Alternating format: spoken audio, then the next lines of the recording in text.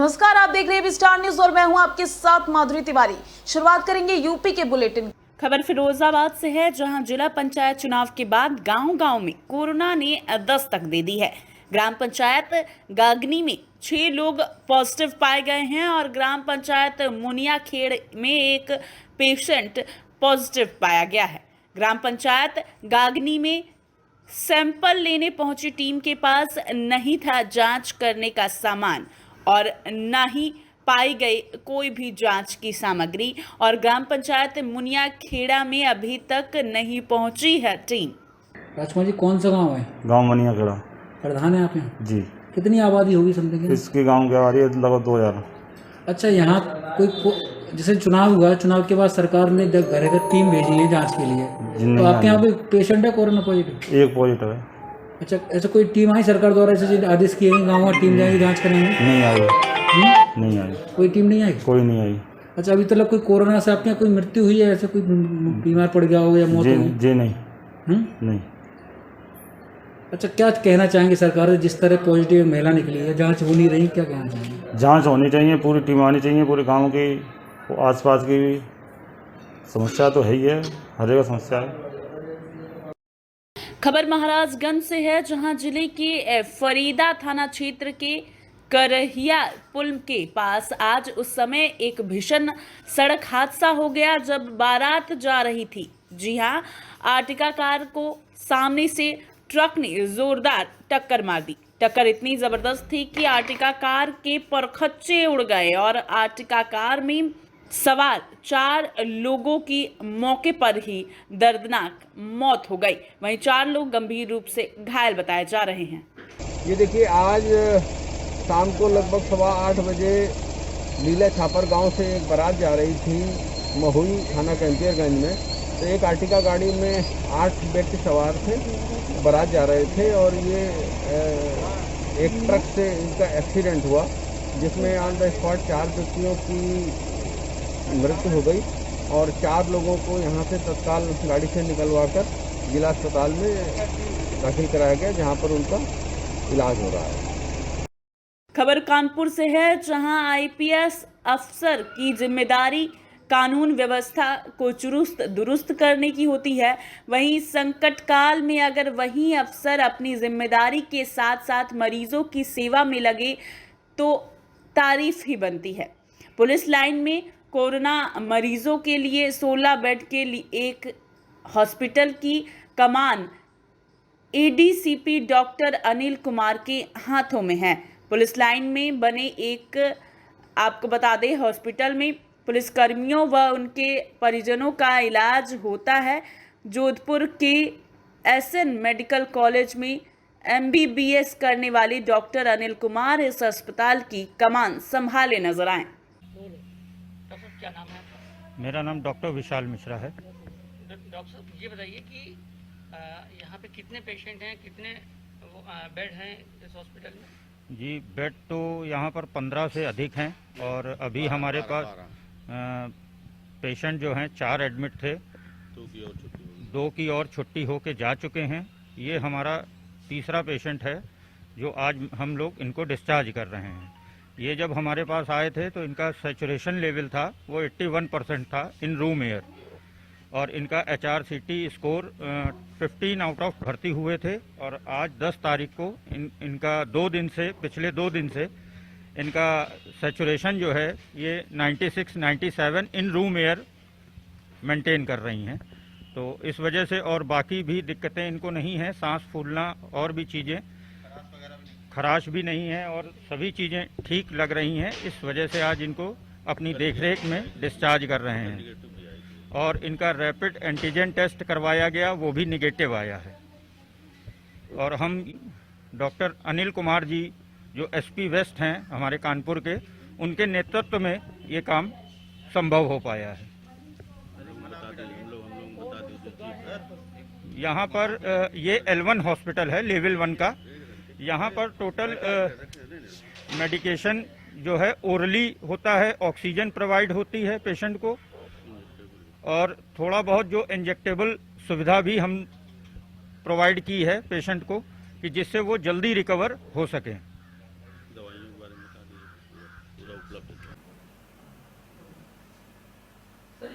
Line में hospital शुरू हुआ है, ये किस टाइप का है, कितने बेड हैं करीब इसमें?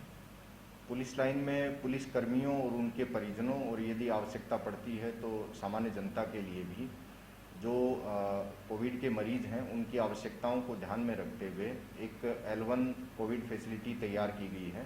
इसमें 16 बेड हैं जो कि सभी बेड ऑक्सीजन फैसिलिटी के साथ शुरू किए गए हैं। इसके अलावा इसमें हमारे जो पुलिस लाइन हॉस्पिटल के जो डॉक्टर और नर्सिंग स्टाफ और वार्ड बॉय ये सब लोग इसमें काम कर रहे हैं। इसके अलावा कॉन्ट्रैक्ट में हमने बाहर से एक डॉक्टर साहब को हायर किया है और साथ ही CP महोदय के द्वारा जो प्रिंसिपल GSVM मेडिकल कॉलेज हैं उनसे अनुरोध किया गया था, तो vice principal doctor Yashwant Rao साहब जो हैं उनके सहयोग से मेडिकल कॉलेज के 2 रेजिडेंट डॉक्टर भी मॉर्निंग और इवनिंग में इसमें जो मरीज भर्ती हैं उनका राउंड लेके और उनका उपचार का प्रयास करते हैं। सर आपने MBBS किया, आपकी सिस्टर भी MBBS की है और वो भी इस तरह से सेवा दे रही है मरीजों को, कहाँ से MBBS किया था और उसके बाद कहाँ प्रैक्टिस की था? मैंने doctor Sampurnanand medical college Jodhpur से MBBS किया था और MBBS करने के बाद मैंने गुरु तेग बहादुर हॉस्पिटल और इंदिरा हॉस्पिटल दिल्ली में दोनों हॉस्पिटल हैं यहाँ पर कुछ समय के लिए डॉक्टर का काम भी किया था और उसके बाद मैं सिविल सर्विसेज में आया हूँ। और ये महामारी के टाइम हम लोग देख रहे हैं कि देश का हर आदमी अपने तरीके से इस महामारी से निपटने में सहयोग कर रहा है, जिसमें हमारे पुलिसकर्मी भी हैं और डॉक्टर्स भी हैं, स्वास्थ्यकर्मी हैं और नगर पालिकाओं और नगर निगमों के स्वास्थ्यकर्मी भी अपने तरह से सहयोग दे रहे हैं। इसमें डॉक्टर होने के नाते और एक पुलिसकर्मी होने के नाते दोनों फील्ड का जो मेरा एक्सपीरियंस था वो इसमें काम आया। और हमारे जो CP महोदय हैं असीमुरन सर, उन्होंने हमें ये दिशा निर्देश दिया था कि क्यों ना हम पुलिस लाइन के हॉस्पिटल को पुलिसकर्मी और उनके परिजनों के इलाज के लिए शुरू करें। और उसी में जो additional CP doctor Manoj sir हैं वो चूँकि खुद भी डॉक्टर हैं तो उनका बड़ा नज़दीक से इसमें सहयोग और मार्गदर्शन मिला, जिसकी बदौलत हम लोग इस अस्पताल को चालू कर पाए। अभी तक इस अस्पताल को पिछले 12-13 दिन में हम लोग लगभग 1.5 दर्जन मरीजों का इसमें इलाज कर चुके हैं और कई गंभीर जो मरीज थे जिनका CT स्कोर 18 या 17-15 के आसपास था वो भी इससे लगातार उपचार के बाद सकुशल डिस्चार्ज हो रहे हैं। इसके अलावा लगभग 400-450 लोगों का अभी तक हम लोग OPD में उनको दवाएं देके उनका उपचार कर चुके हैं। साथ ही इसमें रैपिड एंटीजन टेस्ट किट के द्वारा हम लोग कोरोना की टेस्टिंग भी इसमें कर रहे हैं। सर जब आपने MBBS किया उसके बाद जब आप IPS की तैयारी में आए तो क्या कुछ लोगों ने आपको ये नहीं कहा कि MBBS करने के बाद फिर IPS में क्या फीलिंग रही होंगी उसमें? देखिए, प्रोफेशनल कोर्सेज करके जो बच्चे सिविल सर्विसेज में आते हैं उनसे नेचुरली एक सवाल रहता है कि आप प्रोफेशनल कोर्स करने के बाद सिविल सर्विसेज में क्यों आना चाहते हैं। तो मेरे सामने भी एक सवाल था कि MBBS करके आप सिविल सेवा में क्यों जाना चाहते हैं। तो इस चीज़ का उपयुक्त जवाब मुझे ही नहीं बल्कि जितने भी डॉक्टर्स सिविल सर्विसेज में हैं उन सबको उपयुक्त जवाब इस महामारी के दौरान मिला।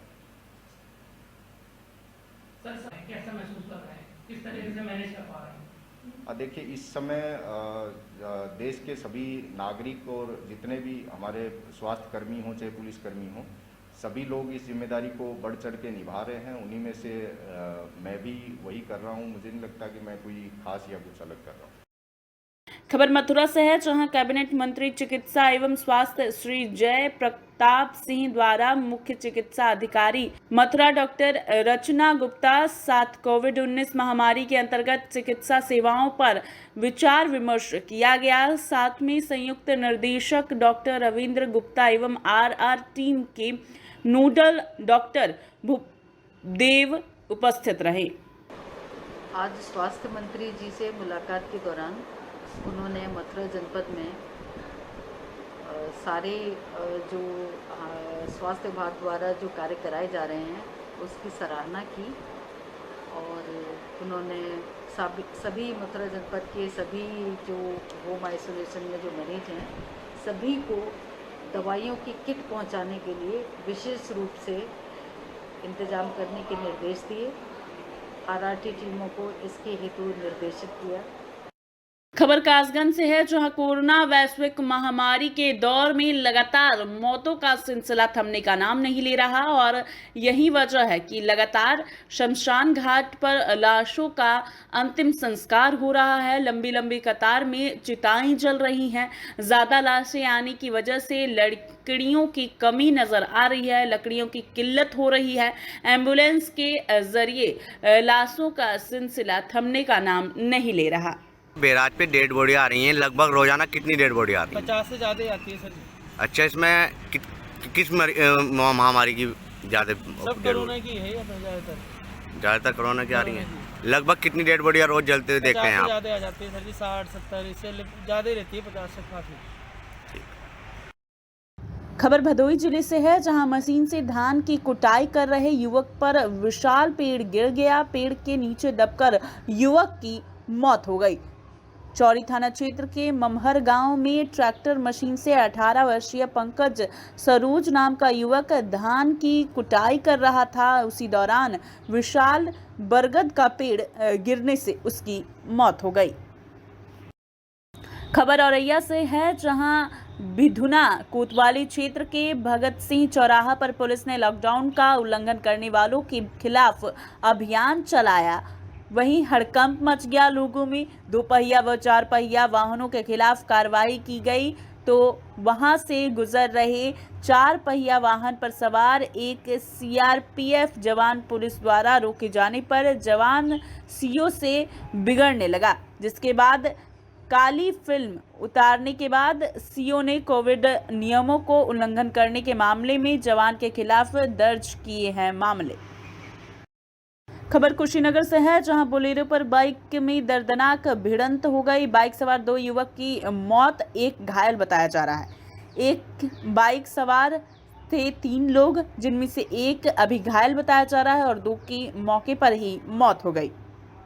सूचना पर पहुंची पुलिस ने शवों को पोस्टमार्टम के लिए भेजा और मामले की जांच में जुट गई है।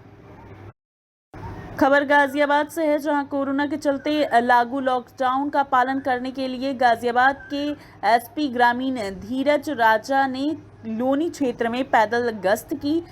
लॉकडाउन होने के बावजूद गाजियाबाद के लोनी बाजार के खुले होने की तस्वीरें सामने आ रही थी। इसके बाद पुलिस ने आज बाजार को बैरिकेडिंग कर सील कर दिया है।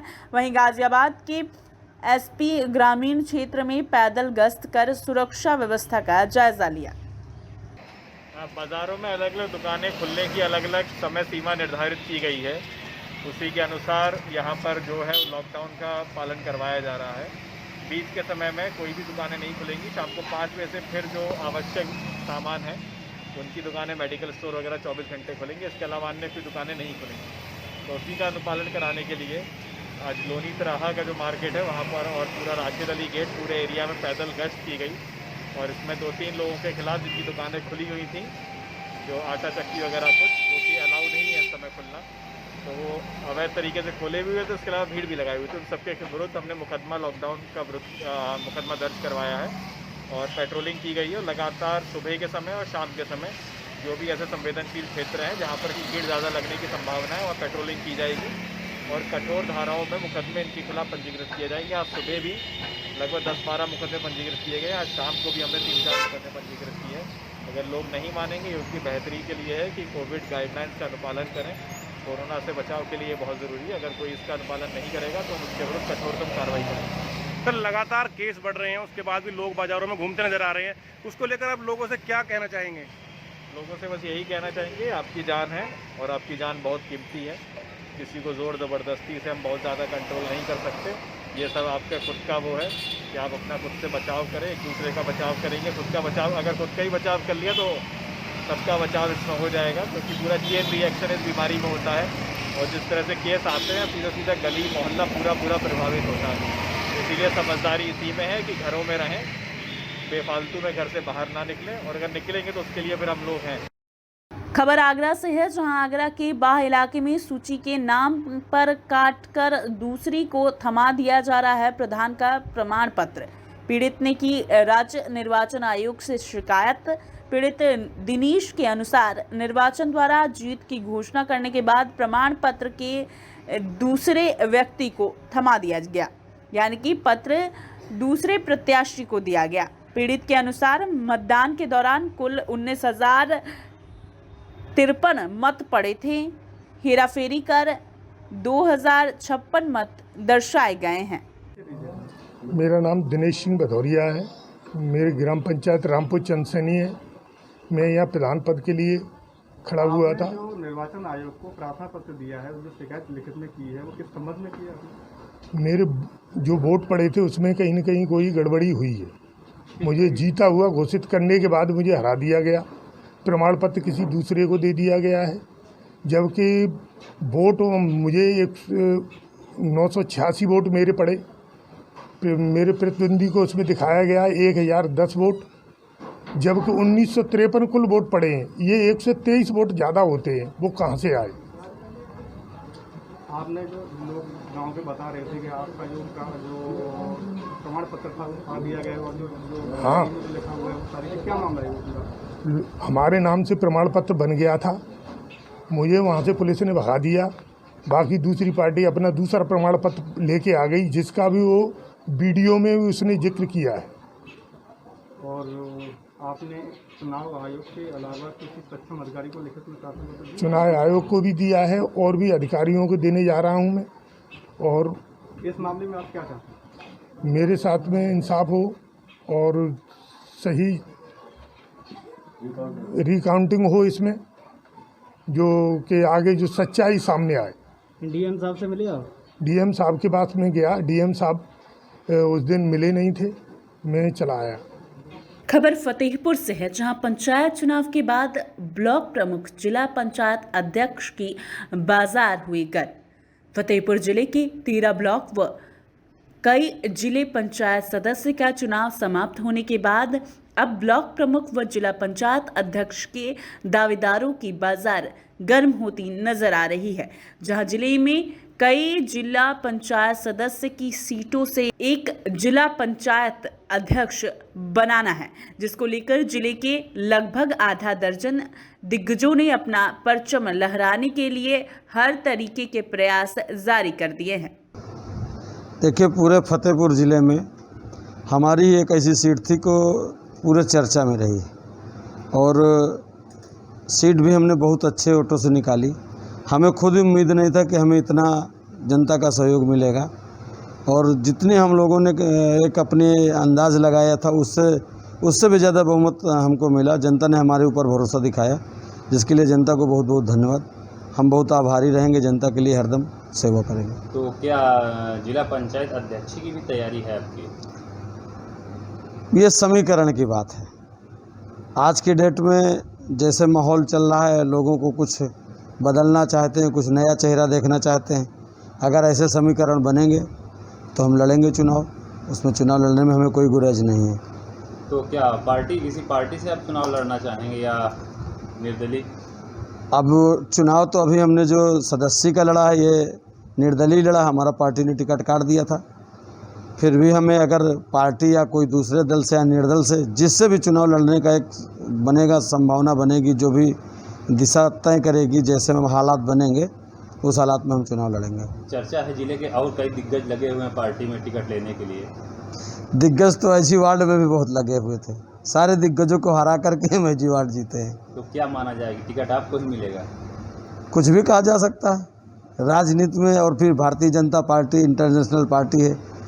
आखिरी तक क्या हो जाए, हमें उम्मीद नहीं थी कि हमारा टिकट कटेगा और जिनको टिकट मिला उन्हें उम्मीद नहीं थी कि उनको टिकट मिल जाएगा। चलिए, अगर आप अध्यक्ष बनते हैं तो ऐसा क्या करेंगे जो पूर्व अध्यक्ष नहीं किए? ये तो मैं नहीं कह सकता कि उन्होंने क्या नहीं किया, मगर मैं ये ज़रूर कह सकता हूँ कि जितने हमारे सम्मानित सदस्य जीत करके आए हैं, जो उन्होंने क्षेत्र में वादा किया है, 5 साल तक बराबर वो हमारे संपर्क में, बराबर उनका काम मिलेगा। जो योजनाएं हैं उनको दिया जाएगा, जो उनकी एक उन्होंने जनता के विषय में, जनता के बीच में बोल करके आया है, तो हर तरह से उनका सम्मान रखा जाएगा और हर तरह से उनकी हिस्सेदारी रखी जाएगी। हर प्रत्याशी जब भी चुनाव लड़ता है वो विकास की चर्चा करके आगे आता है। मैं ये जानना चाह रहा हूँ, क्या आप ऐसा कुछ बना रखा है अपना प्लेटफॉर्म या कोई ऐसी योजना जिसको आप अलग से कुछ करना चाहते हैं कि जो पूर्व अध्यक्ष नहीं कर पाए? देखिए, फिर मैं कह रहा हूँ कि पूर्व अध्यक्ष क्या किए हैं क्या नहीं किए, इससे मुझसे मतलब नहीं। मैं अपनी योजनाओं को इस तरह लाऊंगा कि 46 सदस्यों को लगे कि हमारी मिली जुली जैसे ताकत है, 46 सदस्य बनकर के आए हैं, तो सब लोगों को सबका अधिकार मिलेगा। कोई भी योजनाओं को, कोई भी बजट को, कोई भी किसी भी विभाग के निधि को हम सब तक ले जाएंगे। अपने ज़िले की जनता को आप क्या कुछ अच्छा मैसेज देना चाहते हैं, कोई अलग मैसेज जो जनता को प्रभावित करे, अच्छा लगे? जिला की जनता को हम सादर प्रणाम करते हैं और मैसेज केवल ये देना चाहते हैं कि जो अभी तक नहीं हुआ फतेहपुर में, अगर हमें ऐसा मौका मिलता है, हम तो अभी 2 महीने 3 महीने पहले से आकर के एजी वार्ड में अपनी किस्मत ट्राई किए, भगवान ने साथ दिया, जनता ने साथ दिया, हम चुनाव जीते। और अगर हमको आगे बड़ी कोई जिम्मेदारी मिलती है तो फ़र्क ज़रूर समझ में आएगा। तो क्या अगर अध्यक्ष की टिकट आपको पार्टी नहीं देगी तो दूसरे निर्दलीय भी आप चुनाव अध्यक्ष का? ये जैसा समीकरण बनेगा वैसा बताएंगे। फिलहाल के लिए बस इतना ही। देखते रहिए विस्टार न्यूज़। नमस्कार।